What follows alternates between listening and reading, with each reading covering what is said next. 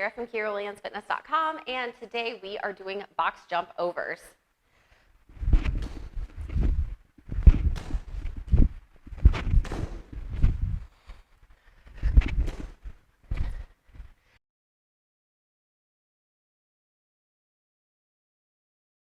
So there's several different ways that we can do these, but the intent is to start on one side of the box, facing the box, and then come back over the other side, also facing the box.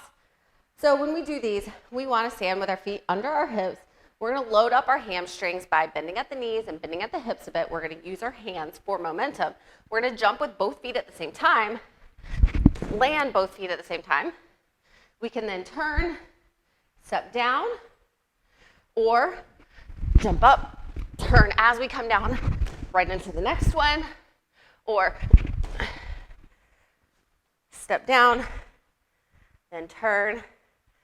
It's all up to you. So if you want challenging cardiovascular exercises like this in your workouts and you want to do them on your own, sign up for online personal training at KyraWilliamsFitness.com.